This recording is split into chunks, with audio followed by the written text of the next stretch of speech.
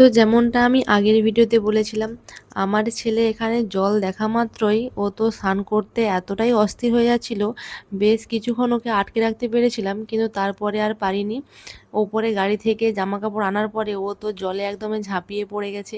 আর তোমরা হয়তো আগের ভিডিওগুলোতেও দেখেছো আমার ছেলে জল ঘাঁটতে কতটা ভালোবাসে, তাই এত সুন্দর একটা জলধারা দেখার পরেও যে ও চান করবে না, এটা তো হতেই পারে না।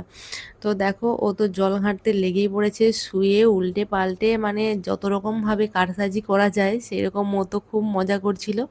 আর যখন কোথাও আমরা ঘুরতে যাই, যখন বাচ্চারা আনন্দ পায়, তা মানে বাচ্চাদের আনন্দ দেখে আমরা মা বাবারা আরও অনেক বেশি আনন্দ পাই। নিজেরা তো আনন্দ করি, আর বাচ্চারা যদি আনন্দ পায় দেখি, সেটাতে আমাদের আরও অনেকটাই বেশি আনন্দ বাড়িয়ে দেয়। তো যাই হোক, ও তো খুব মানে মজা নিচ্ছিল জলের। তো ওর স্নান টান হয়ে যাওয়ার পরে ওকে গা হাত মুছিয়ে ও জামা কাপড় চেঞ্জ করে দিয়েছিলাম। আর তারপর ওকে বলেছিলাম, বেটা আমার একটু ভিডিও বানিয়ে দে। তো আমার ক্যামেরাম্যান হিসেবে আমার ছেলেও মাঝে মাঝে আমার হেল্প করে। আমরা এই মুরগুমা ড্যামে প্রায় 2-2.5 ঘন্টার মতো সময় কাটিয়েছিলাম, ওখানে ম্যাগিও খেয়েছিলাম।